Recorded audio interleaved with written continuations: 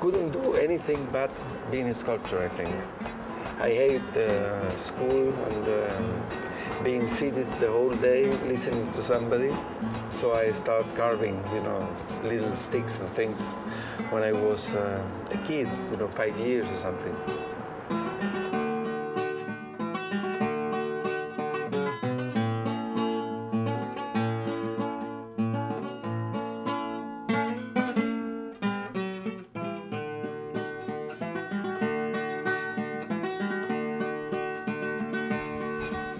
The base for everything I do, especially for this project, is this very old-fashioned forging.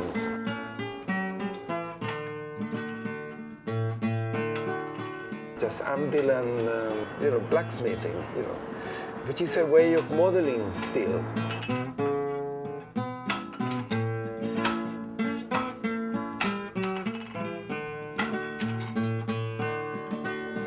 Very different to see something welded, but something sort of where you can see the hammer like the finger of thumb of the sculptor in steel.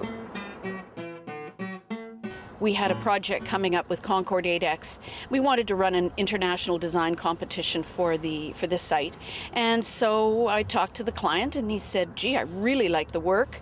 Let's put him in the competition." I thought it was a fantastic opportunity to connect our navigation, south of the world navigation, Pacific, with your San Lorenzo River and all that. It was very much in our souls. So, and I started looking for emblematic boats or schooners or whatever. And I found these two schooners who were sunk.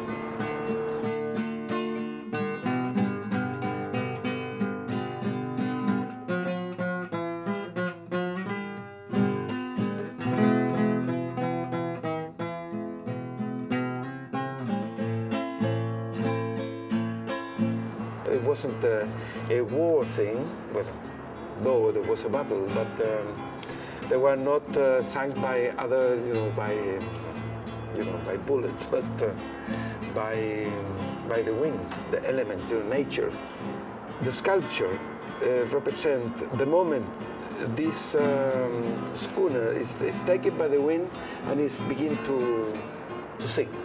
So it's a kind of a flying. It's very much in the air. You see the hull of the boat 7 meters high. So it's kind of a flying canoe. He entered a submission, and the jury took one look at it and said, "No more competition. We're just going to give the commission to this fellow." He made a model and sent it to me, and it was interesting because the morning that I walked into the office, everything stopped. People stopped talking and they all looked. And people just sort of came and gravitated, and I had this crowd around me looking at this model, and it was fantastic. Can you imagine what it's going to be like when it's 65 feet tall? The person will be like that, here. Sitting in a reflecting pool right in downtown Toronto.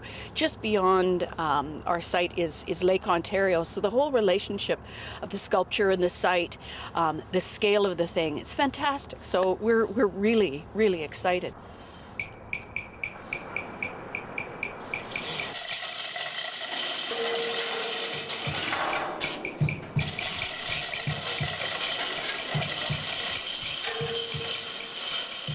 We load the truck, put everything on top of the truck. Well, it's a pretty old truck. And then go down this little road. We've had torrential rain, and the road at best is pretty scary. Now it's really scary. Part of it was washed out, so needed to have a little hasty job, and there were guys out on the road with shovels trying to fill in some of the deeper ruts. It's a little bit nerve-wracking.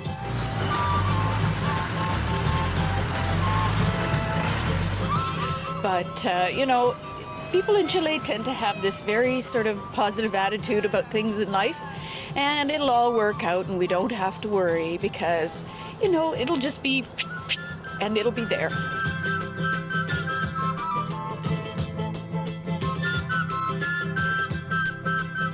Then cross the river through Maipo, go through Santiago.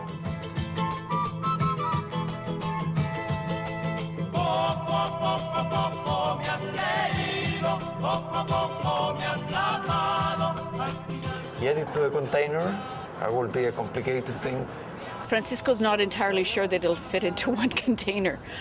He took the maquette of the artwork, the small model, took it all apart and built a small maquette of the container, and he managed to get all the little maquette pieces to work together. It's a little different when you're handling pieces of steel that weigh, a few 100 pounds or even 1,000 pounds.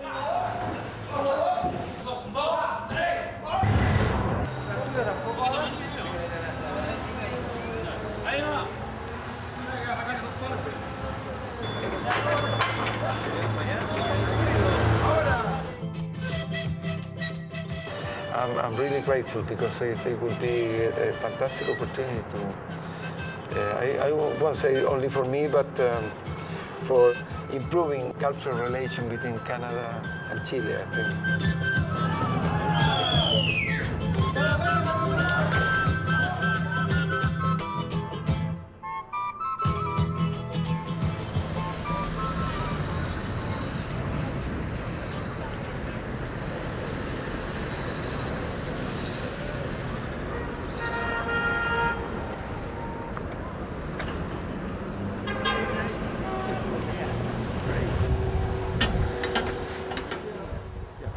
How did you get it in? How did you take Just unload. The piece arrived, pretty much on time, and came out of the crate intact, and the pieces are being assembled.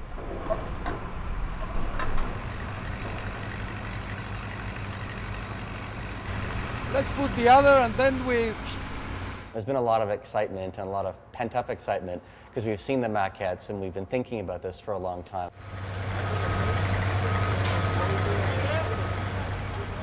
This is one of the most complicated things I've ever put together. They're just getting ready to finish grinding, fixing up one of the assembly of one of the masts. What they're going to have to do is move the mast out of the way, bring the boat back as far as we can so that we can then attach the mast to the boat and get the first really big pieces fastened in place. So we'll see. I am the helper, Francisco. I work with him 30 years, but all time is a new challenge for me. Translate the exactly maquette to the biggest scale. We usually use a drawing, but we're actually using a little model. So that's the first time I ever did that. It's a very old way of working. We only work with the maquette. All the measurements are here. Today, engineers work with three-dimensional plans, computerized. I think still the brain is able to do it without any help. They even know which angle everything's got to go. And I don't know, it's amazing. They're very, very, very smart, I think, for sure. It's our largest scale project, probably one of the largest scale components of anything we've done either in Vancouver or Toronto. When I first saw the maquette and I saw the shape of it and saw that it was cantilevered, at an angle, and I saw the two, what I think are two very small steel plates that are holding it into place with just a few bolts, I quietly went to our engineers, Yawleys, and asked them, are you sure this is okay? Those bolts sticking out of the concrete, those are the anchoring points of the artwork. And onto this, we'll put a big plate, which is properly manufactured, which is actually right beside us here. And the bolts are coming through here. And the leg of the artwork will be welded to this plate. Without even blinking, our engineer said, oh, no, don't worry, everything is fine. These plates are bolted into the concrete structure below us. So for this to overturn, it should pull out from the concrete structure, which is not possible.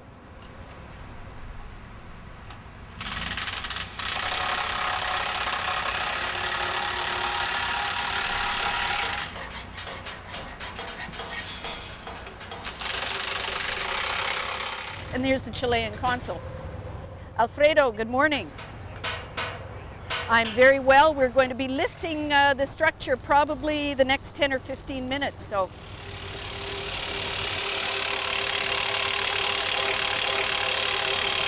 We'll take the boat from here with a crane and it go up. Oh yeah, boom, boom, it'll be up, it's fine. And then we turn. Sounds simple, but Norm went out and got some new straps, so he'd been using 5,000-pound straps, which, you know, it's not going to hold the whole thing, so these are rated for 20,000 pounds each, so that we've got a bit of backup. The smaller crane is going to hold the lower portion of the piece in position so that it doesn't over-rotate. to stop the thing doing that. The tendency is to go all the way over. 10, 15 minutes, I finish. Okay, good. 10 or 15 minutes It still. doesn't matter because he has to sling. Yeah, but you can't have people welding when he's slinging because it'll burn the slings. Why are they cutting off the brace? This is the part where your stomach starts to go like this. It's knowing what can happen.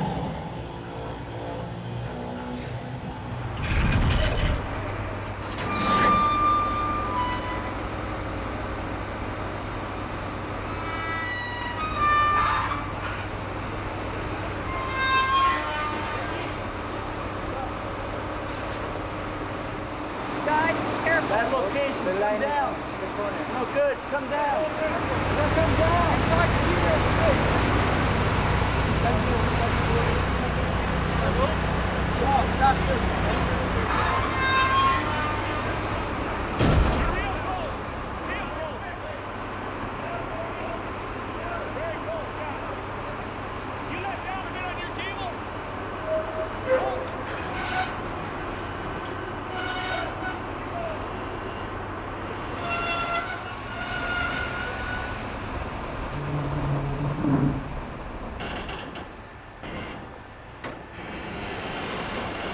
Oh, bit more, Pete.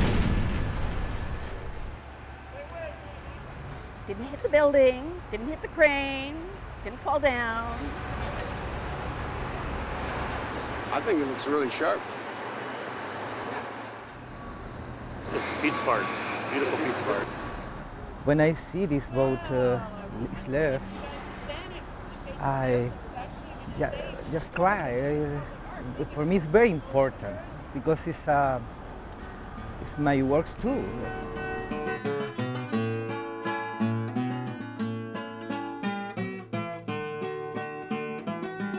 This object was made on top of the mountains in the Andes.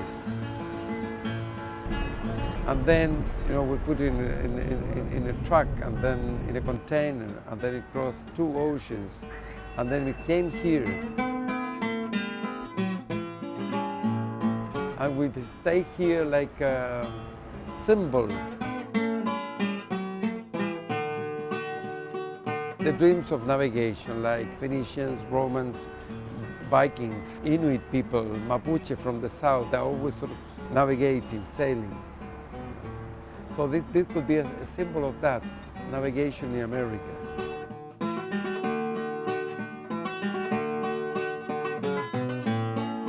I think it's a very powerful thing, you know, this sculpture. The more I look at it, the more I like it.